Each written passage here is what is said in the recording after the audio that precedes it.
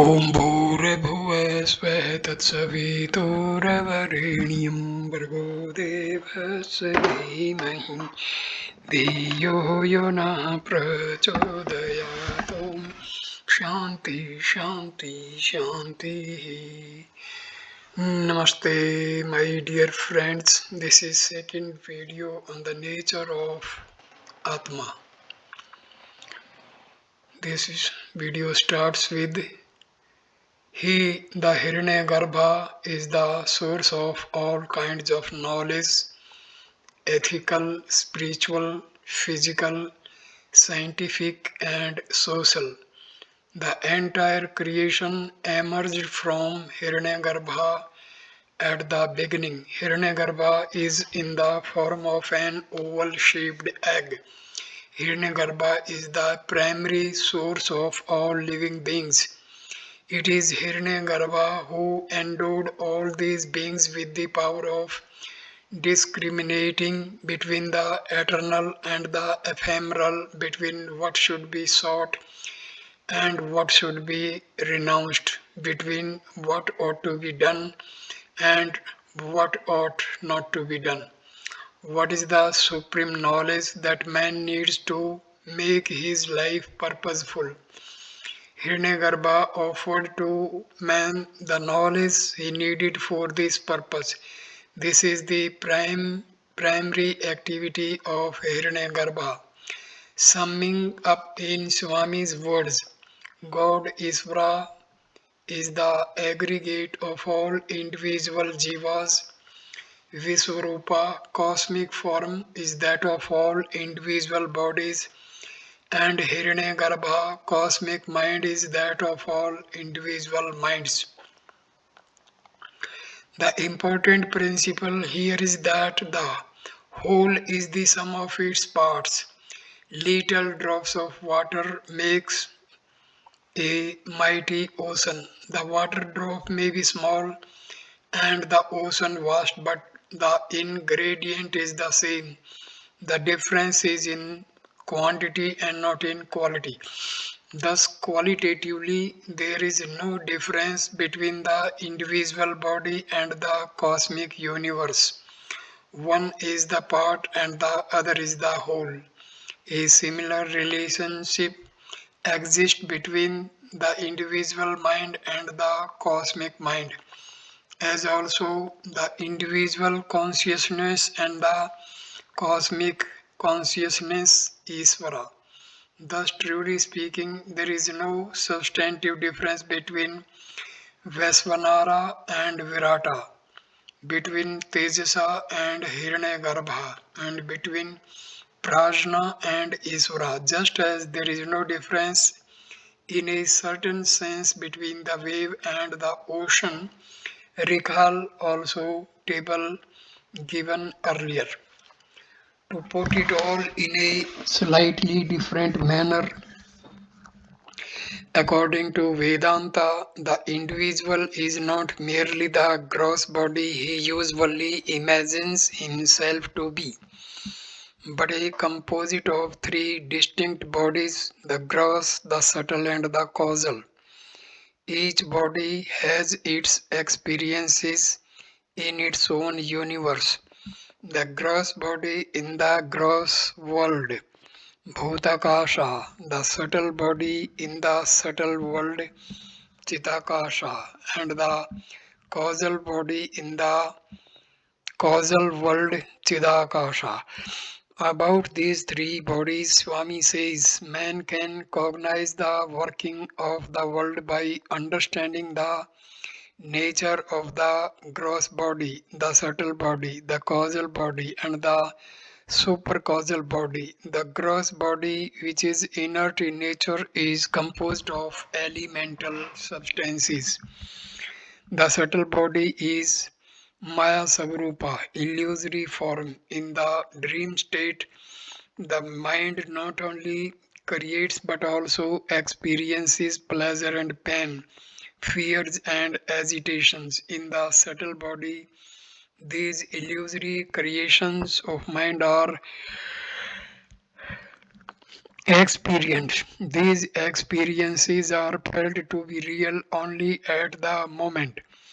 Maya is that mental state in which the existent appears to be non existent and the non existent appears to be existent. All the experiences in the dream state are seen in the waking state as unreal. What is real and true must exist in the waking, the dream, and the deep sleep states. Truth is that which is unchanging at all times, past, present, and future. Hence, the subtle body is associated with Maya. The causal body is associated with the deep sleep state and is itself a derivative of the supercausal body, which is associated with the so-called fourth state presently to be discussed. As Swami points out, it is as a reflection of the Supreme One that the three bodies function. It is also worth appreciating that the subtle body is far more powerful than the gross body, not in terms of raw animal power, but in terms of creativity. For example, whereas the ordinary body is subject to space and time, the subtle body transcends both these since the mind creates its own space as well as time.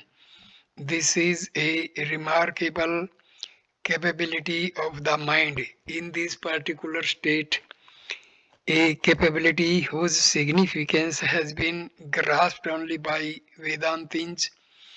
The mind in the dream state becomes very powerful because, because it is the microcosm of Hiranyagarbha. There is a deep and profound reason for the existence of this hierarchy of universes and bodies. As Swami has explained, they essentially provide a staircase for cosmic energy to come down step by step to the gross world and to the individual Bhagwan acts. Every force can work only through some medium or the other which is physical. The same power that operates the gross body works through the subtle process of thought. The gross and the subtle bodies are not two different entities. One is the subtle form of the other, that's all.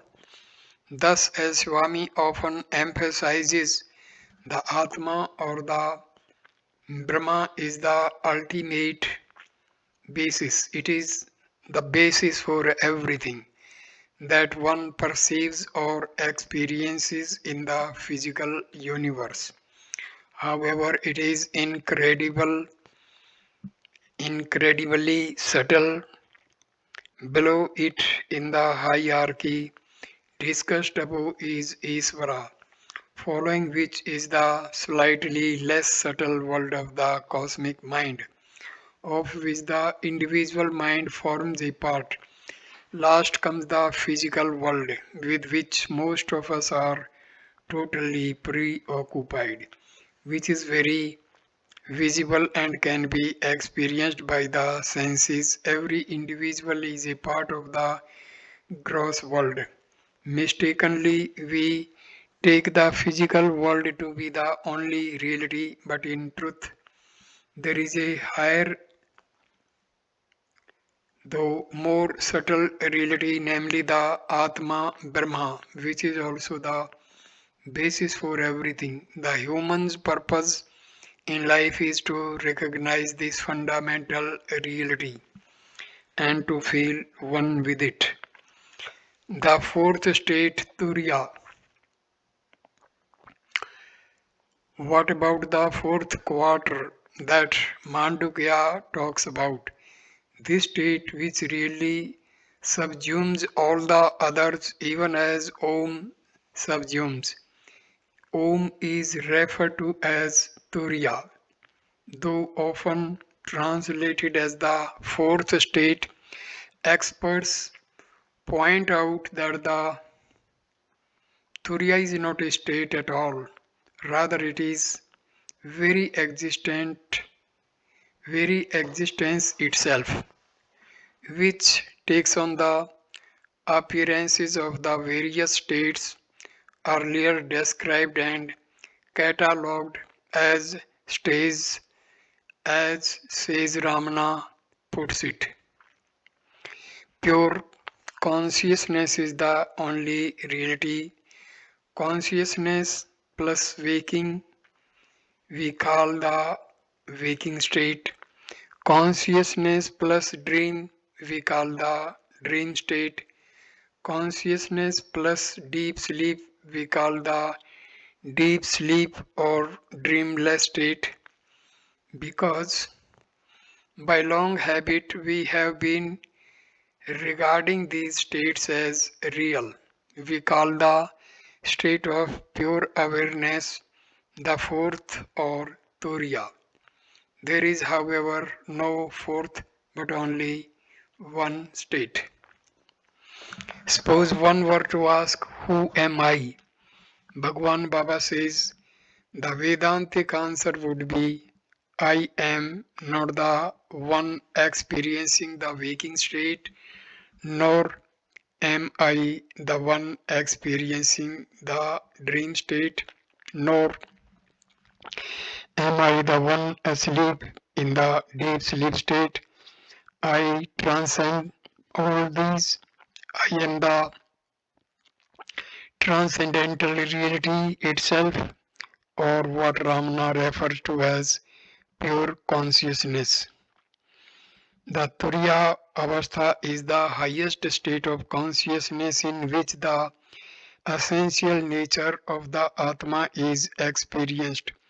The Turiya Avastha is a pure, tranquil, and steady state of superconsciousness in which all discriminating and differentiating gunas are transcended and dissolved in the eternal and absolute reality of Brahma. In brief, Turiya is Atma or Brahma, for both mean the same. It provides the connecting link between not only the three universes, the gross Bhutakasa, the subtle Chitakasa, and the causal Chidakasa, but also between the states of experience of an individual. It is, as Swami puts it, like the string that passes through a garland of beads and is the same whether one considers the macro or the microcosm. Incidentally, seen in this light, Brahma transcends even Ishvara, defined earlier as the presiding agency of the causal world. Recall table 1, and this precisely is what Krishna tells Arjuna in Sloka 8, 8th chapter, Sloka 20 of the Gita. Caution: the term Isvara is sometimes used synonymously with Brahma. Such usage is avoided here. Others choose to refer to Brahma as the supreme Isvara or Parameshwara.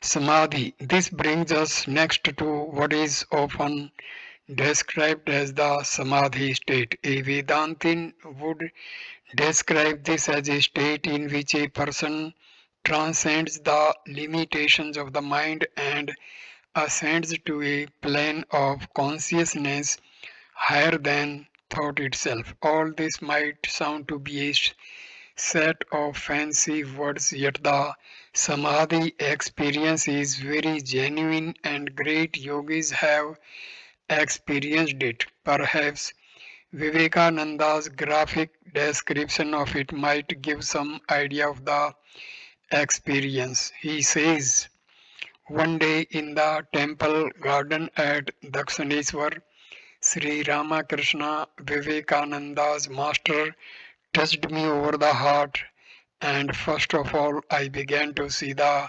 houses, rooms, doors, windows, verandas, the trees, the sun, the moon, all were flying off, shattering to pieces as it were, reduced to atoms and molecules, and ultimately became merged in the Akasa sky.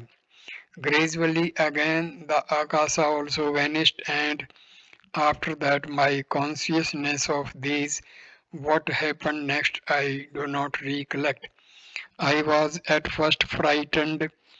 Coming back from that state again, I began to see the houses, doors, windows, verandas, and other things. On another occasion, I had exactly the same relationship by the side of a lake in America.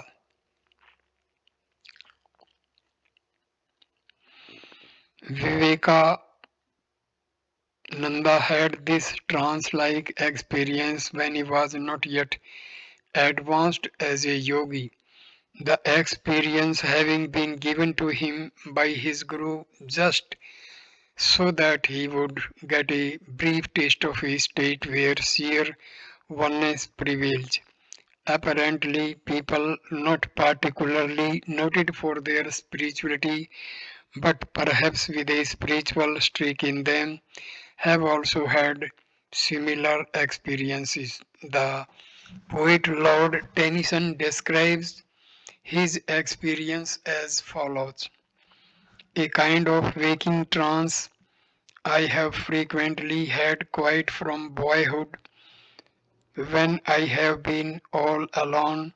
This has generally come upon me through repeating my own name 2 or 3 times to myself silently till all at once, as it were out of the intensity of consciousness of individuality. The individuality itself seemed to dissolve and fade away into boundless being, and this, not a confused state, but the clearest of the clearest, the surest of the surest, the weirdest of the weirdest, utterly beyond words, where death was an almost laughable impossibility, the loss of personality, if it were so, seeming no extinction. I am ashamed of my feeble description. Have I not said the state is utterly beyond words? The popular notion is that the samadhi state is connected with a trance like experience such as Ramana Maharshi and Ramakrishna Paramahansa often experienced. Since during a trance the physical body is still and appears inert, people used to refer to Ramakrishna as the man who died 5 or 6 times a day. Swami has pointed out that this is a totally wrong interpretation of the word. It is true that in the trance there is a wonderful and indescribable oneness. However, the trance is also a fleeting experience. According to Swami, one does not have to be in a trance to experience bliss. One can be wide awake and still be in the samadhi, a state which sometimes is spoken of as waking sleep. In fact, as Swami stresses, one who is fully evolved goes through life itself in a samadhi state, whether he is awake and engaged in work or sleeping, because This person experiences nothing but bliss all the time. How is that possible? Because he sees only oneness, because he dwells in that state where there is no differentiation, and because that state is bliss itself. Clearly, such an experience would be totally beyond the comprehension of ordinary mortals, which is why such people, who incidentally are none other than the Siddha Prajnas Krishna talks about in chapter 2 of the Gita, are regarded as strange beings. Swami enlightens us further with the observation that Samadhi is the state in which dhyana meditation attains fulfillment. In this state, the individual rises beyond the objective world of relative reality, the subjective identity of himself, and even that very activity that he is engaged in dhyana. Samadhi is not a state of unconsciousness, neither does it mean frisking about in emotional excitement. The word samadhi itself is indicative of its significance. Sama is equipoise, dhi is intelligence. Samadhi is that state of intellectual equipoise where the individual transcends the world of duality and experiences the bliss of divine communion. Elsewhere he adds, Samadhi means thinking with equal mindedness. To be equal minded in cold or heat, in profit and loss, in praise or censure, that is Samadhi. Therefore, a person who is immersed in Samadhi, whose mind is in equanimity, will always be in state of bliss, whether he is in the bhutakasa, the waking state, in the chitakasa, the dream state, or the chidakasa, the deep sleep state. Going by Krishna's definition, we can say that a Siddha Prajna, or a person with perfect equanimity, would be always in a state of samadhi, the Jivatma and the Paramatma. The word Atma is often used with various prefixes leading to words such as Asjivatma, Mahatma, and even Duratma. And besides all these, there is also the word Paramatma. Such proliferation naturally leads to some confusion, especially when it is said that the Atma is really one. Some clarifications are therefore called for. Consider a person sailing from, say, Hawaii to the West Indies by the western route, that is, he goes first through the Pacific, then through the Indian Ocean, and past Sri Lanka and South Africa, and finally via the Atlantic to the destination. It is one continuous waterways from start to finish, and yet different names are given to different stretches of water encountered en route. Next, consider an empty pot placed on the ground with its mouth facing the sky.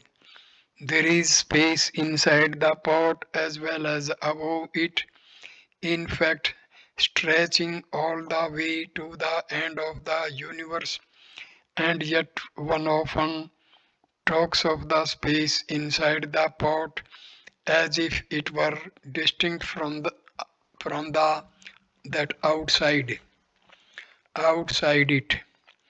The important point brought out by the above illustrations is that although the entity, water or space, as the case may be, is itself single and extended, for convenience it is compartmentalized and identified as different segments.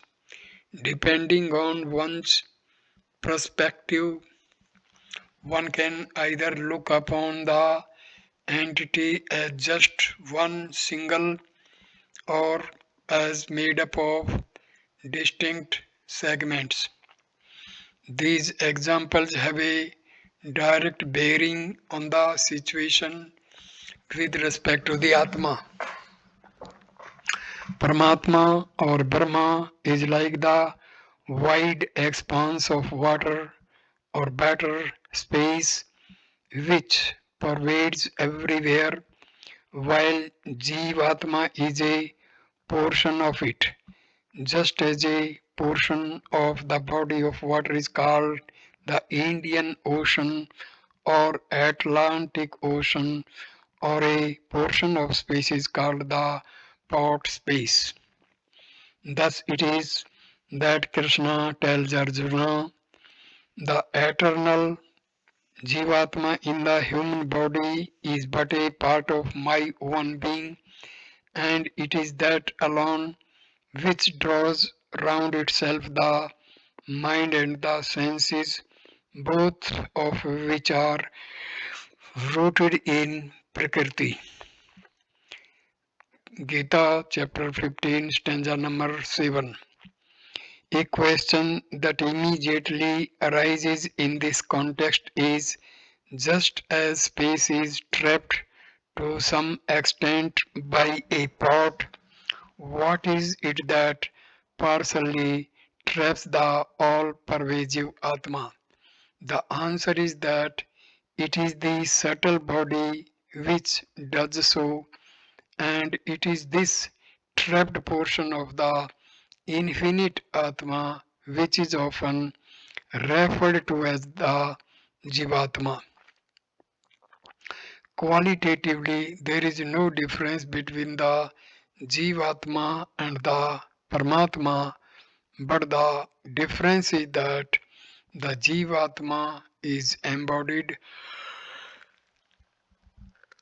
or trapped.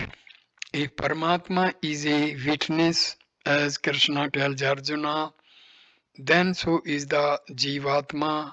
Only the Paramatma is a witness to the entire universe, whereas the Jivatma is a witness to the experiences of the body in which it is located. Swami elucidates further. Who is a Jiva? Jiva is a God. The Jiva, the individual self, resides in a body. The Jivatma and the divine principle Paramatma are not two distinct and separate entities.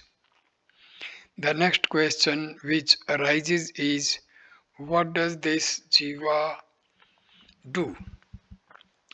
Residing in the body? The answer is the Jiva acts merely as a witness, besides, of course, supplying energy. To understand this statement, one must first appreciate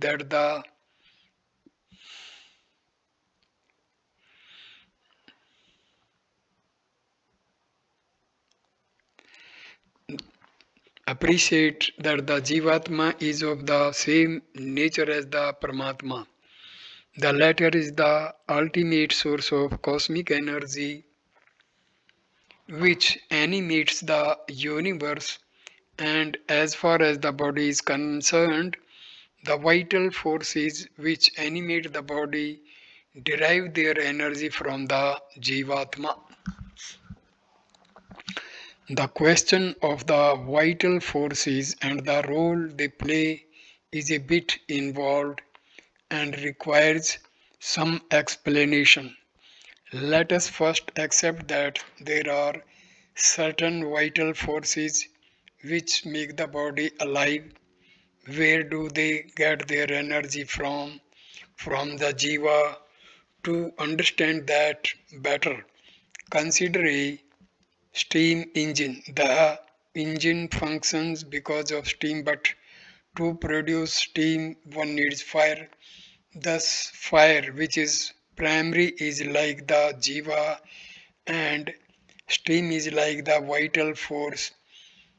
Swami uses an electrical analogy, often comparing the ultimate source of energy to electricity. Bulbs are many, but the current is one, is a favorite expression of his. Seen in this light, the so called vital forces, vital though they are to the body, exist and operate entirely on account of the Atma. Just as the fire in the steam engine produces heat and leaves all the rest to the steam and the mechanical machinery, so also the jiva triggers the vital forces which in turn make the body engage in action. Thus, like the fire in the steam engine,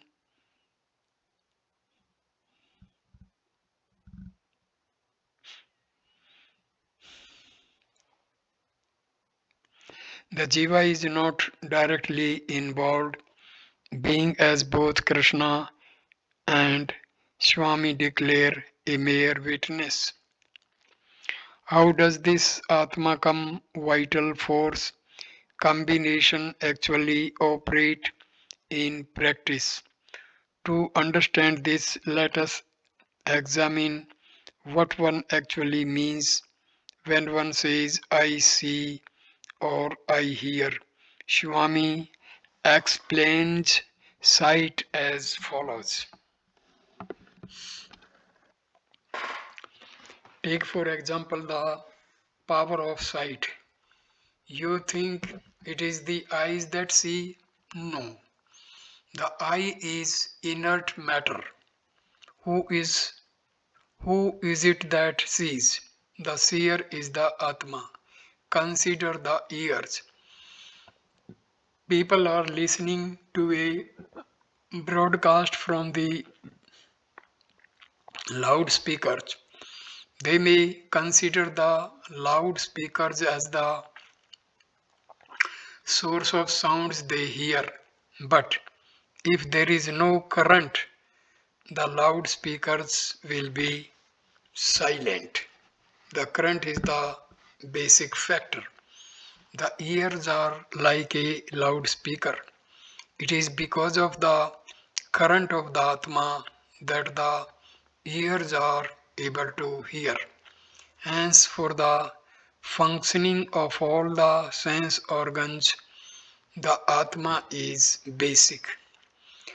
To the scientifically minded, it might seem far-fetched to assert that it is the Atma which illumines the eyes, for example. This is not so unreasonable as it might sound. One has to merely compare the eyes of a living person with that of a corpse. None can deny that the eyes of a living person shine in some inexplicable manner. They have a glitter and can convey pain as well as joy.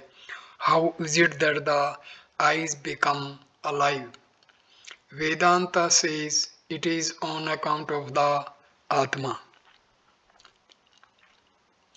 It is not just the sense organs alone, but even the intellect which is illumined by the Atma.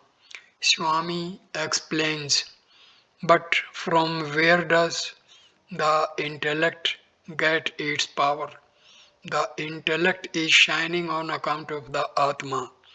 The ultimate source that illuminates everything is the Atma. It is the main switch.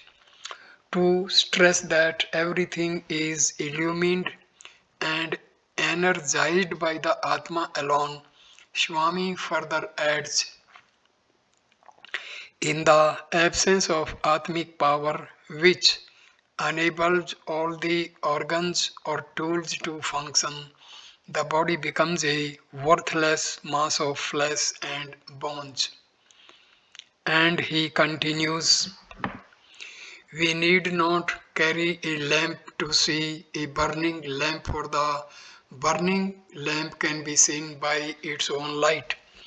When the self shines in all its splendor by its own light in everyone, we do not need any other light of knowledge to see the self. It is not possible to see the light of the Atma even by the light of the intellect Buddhi, since Buddhi itself derives its light from the self. Intellect is like the bulb and the self is like electricity. It is the light of the Atma that shines through the senses and the organs of the body. One might at this stage like to know more about the trapping. Without going into the details, one may roughly visualize the living being as living being equals gross body plus subtle body plus Atma. The gross body is easy to understand, being the biological entity consisting of the various organs. The subtle body, on the other hand, is a more difficult concept since we cannot see it directly. It consists, among other things, of the mind and the oft mentioned vital forces, the five pranas. The Atma, it must be remembered, is subtler than even the subtle body. The subtle body derives energy from the trapped Atma, and in turn, the vital forces cause the gross body to perform various functions. The term soul, which is often used, is nothing but the Atma plus subtle body combination. It is because the Atma, or rather a portion of it, gets caught up with subtle body, one often refers to the portion of the Atma in the body as the embodied one. It is the same as the self or jiva.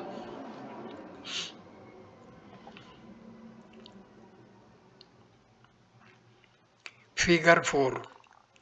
What we normally refer to as the body corresponds to the physical or the gross body, sthula sarira, which is describable by physics, chemistry, and biology.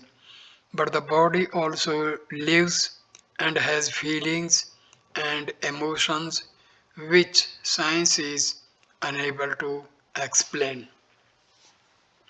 Vedanta deals with these imponderables by invoking the concept of the subtle body. Sukshma Sharira. To use the language of science, the subtle body is an energy field and exists like an invisible aura enveloping the body. Does it have any specific shape or form? We do not know. Some feel that the spinal column, which is believed to be the pathway for the spiritual force, Kundalini Shakti, actually pertains to the subtle body and not the physical body. This makes sense, especially since both physical examination as well as the X-ray examination of the spine of the gross body does not reveal such pathways. Figure 4 offers a schematic showing the subtle body in juxtaposition to the physical body. Incidentally, the so-called liberation of the soul is nothing but the permanent rupture of the bond between the Atma and the subtle body. More would be said about it shortly. An interesting financial analogy can be given to explain the difference between the Paramatma and the Jivatma. Suppose a person has $1,000 in a bank. The bank does not physically keep a bundle of currency notes worth a total of $1,000 in a particular place to indicate that there are $1,000 in the account. The deposit is recorded merely as a number in some ledger or stored as an electronic signal in a computer. In other words, the money is present in an intangible form, so to speak. Suppose the person draws $100 from his account, say in the form of $1 bills. The dollar bills represent money, and so does the entry in the account. The dollar bill, however, is of small denomination, whereas the money in the deposit is much more. Further, the money in the account is inert, whereas the dollar bill can be directly used for cash transactions. For cash transactions, the Jivatma is like the dollar bill. It is, as Krishna says, a small particle of the Paramatma. But unlike the bank account, which diminishes when a withdrawal is made, the Paramatma, being infinite, can never be depleted. Further, just as the currency is suitable for cash dealings, the Jivatma is in a form suitable for contributing to the action in nature or Prakriti.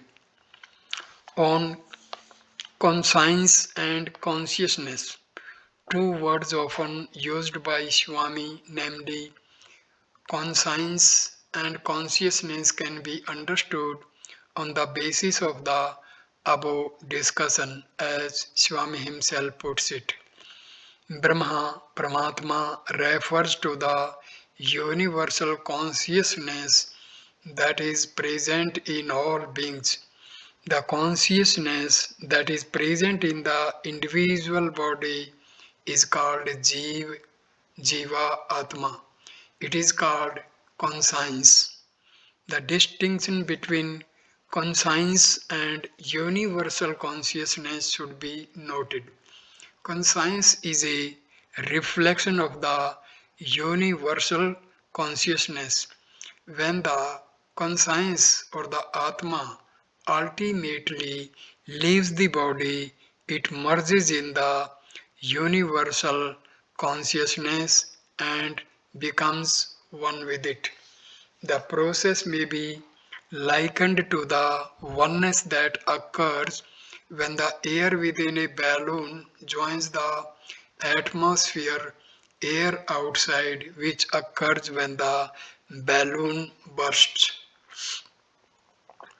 The individual self is the Jivatma. The universal self is the Paramatma. The individual self confined within a body is like air confined within a balloon. When the individual self sheds its attachments relating to the body and develops universal love, it overcomes the confines of the body. It merges in the vast infinite love. This merger is described as mukti, moksha, or liberation. So there it is. Swami not only gives us a very clear description of the relationship between the individual conscience and the universal consciousness, but also a graphic picture of liberation. We thus see that our inner conscience, which are so used to ignoring, is nothing other than the voice of Simami, the voice of Paramatma, the voice of Brahma, the voice of God Almighty. Death, rebirth, and liberation. Swami has no doubt explained liberation, but what about death? This too is easily understood with the help of the equation given earlier, namely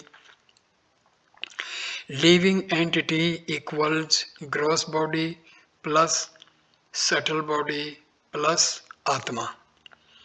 Death occurs when the subtle body withdraws, meaning essentially the withdrawal of the vital forces or the pranas, which is why death is often described in India as the going away of the prana.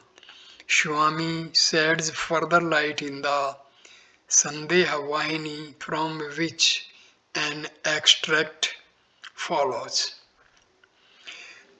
Bhakta, you said, Swami, that in everything there is Atma. Is there Atma in a dead man? Swami, a good question indeed.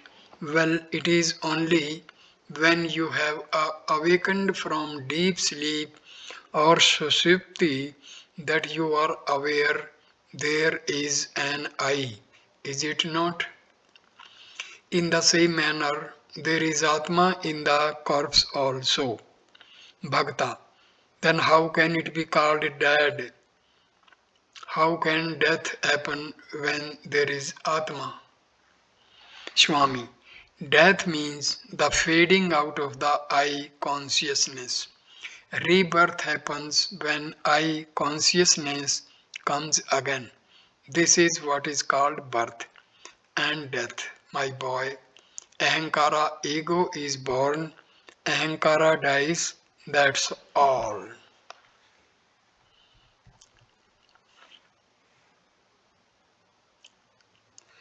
At first sight, this dialogue may be puzzling, but drawing upon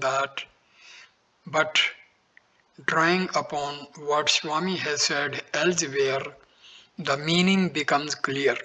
The word Ahankara stands for ego or body consciousness and is derived from the word Aham, which means I.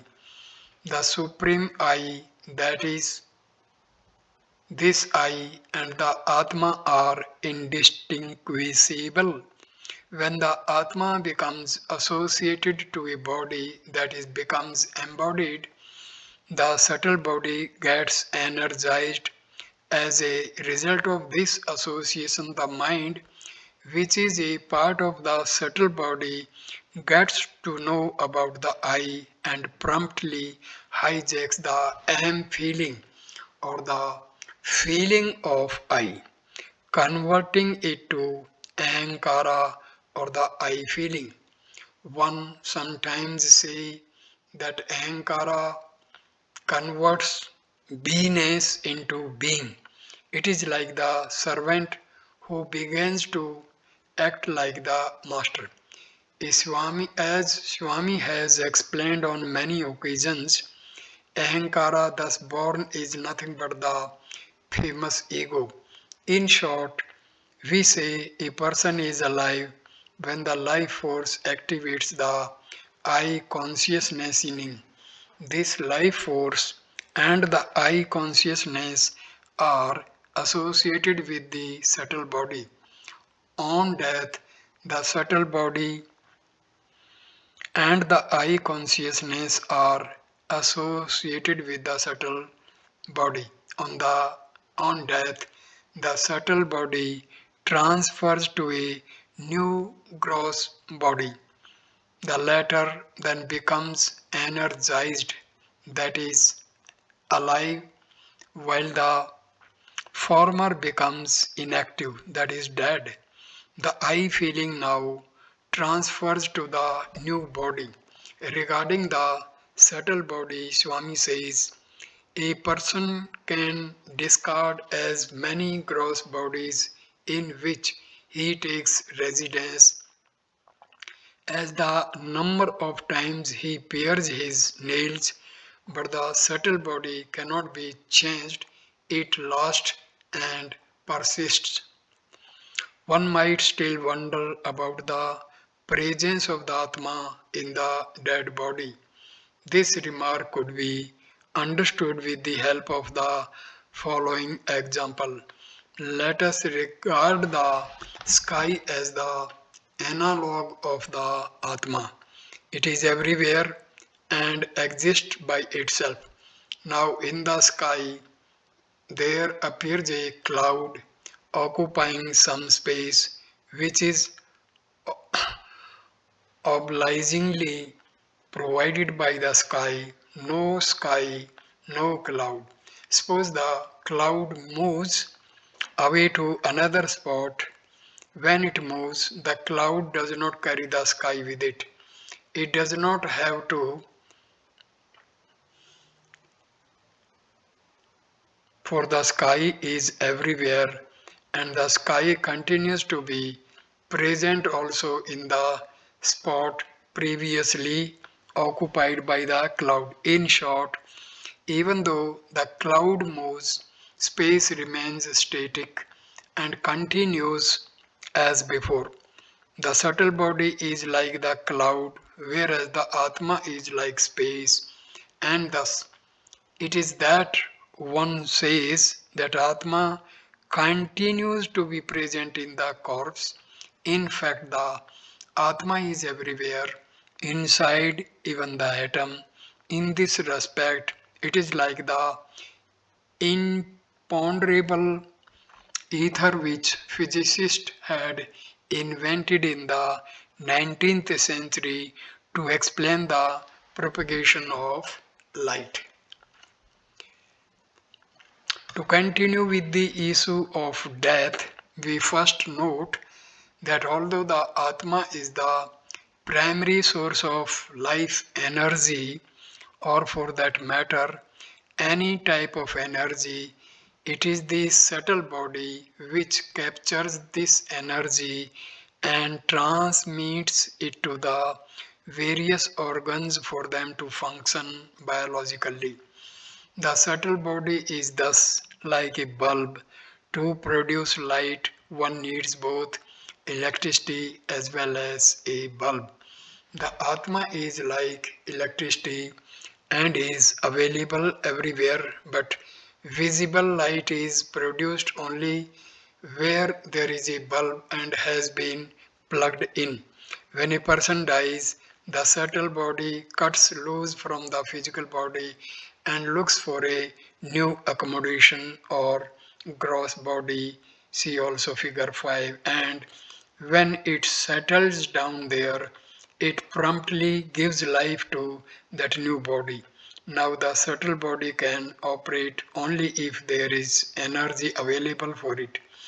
Its energy source is the Atma, which, however, is omnipresent. Thus, when the subtle body arrives at a new location, it has no problem with electric supply, as Swami puts it, because the place is already wired up.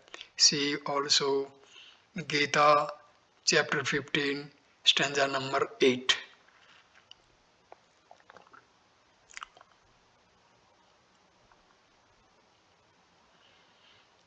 Figure 5. The subtle body referred to in the previous figure is not visible to the eye.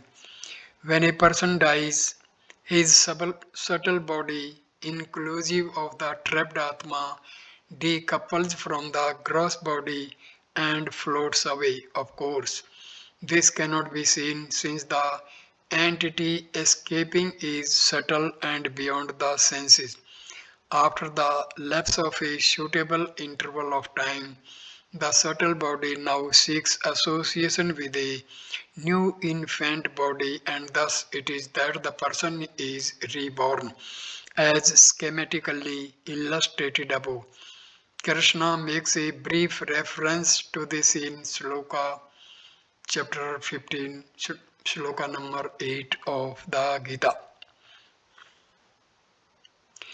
In summary, both during deep sleep as well as in death, the ego is absent. In one case, it is temporarily dissolved, and in the other, it takes flight.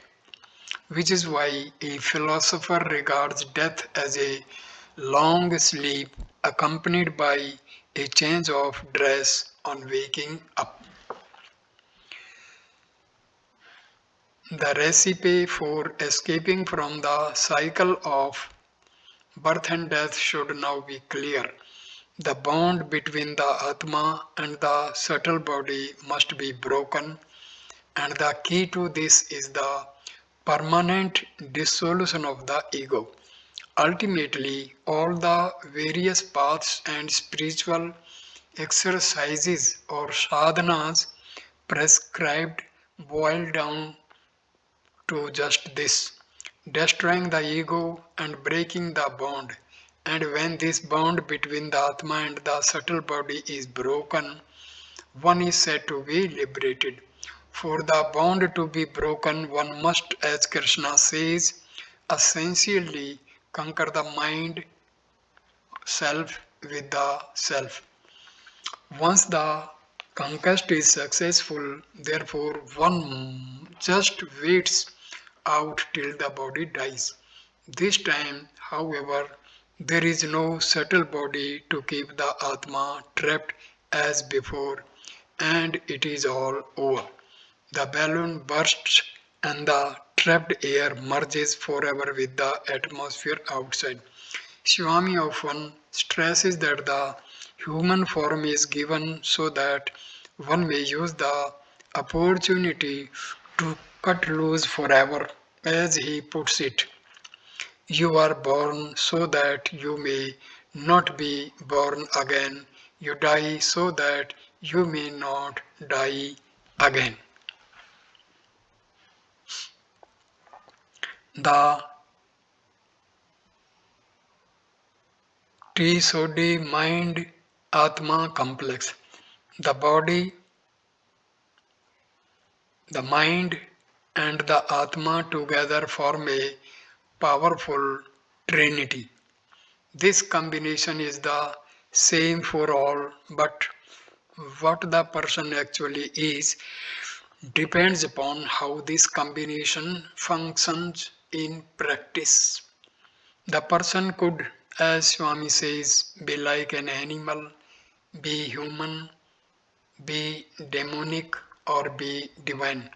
He further observes, when we speak of man, we should consider him as the combination of the body, the mind, and the spirit, Atma. The body is an instrument for performing actions. Mind is the faculty which determines what is right or wrong. The Atma, spirit, is that which is ever pure, unchanging, and permanent. Man implies three things: doing, knowing, and being. It is when the body, the mind, and the Atma are present in union with a human being can be said to exist. When the body alone acts without regard to the mind and the Atma, that person is said to be in the animal state. When the mind alone acts in association with the body without regard to the Atma, that condition is described as demonic. What about achieving the divine state? For that, Swami says one must be installed in the Atmic principle, transcending the body and the mind. If examples are needed for understanding that statement, those of the sages Ramana and Ramakrishna should suffice. So at this stage I conclude this video. Third video on the nature of Atma will start with the topic reality, Maya and all that. Thank you for watching. Namaskar.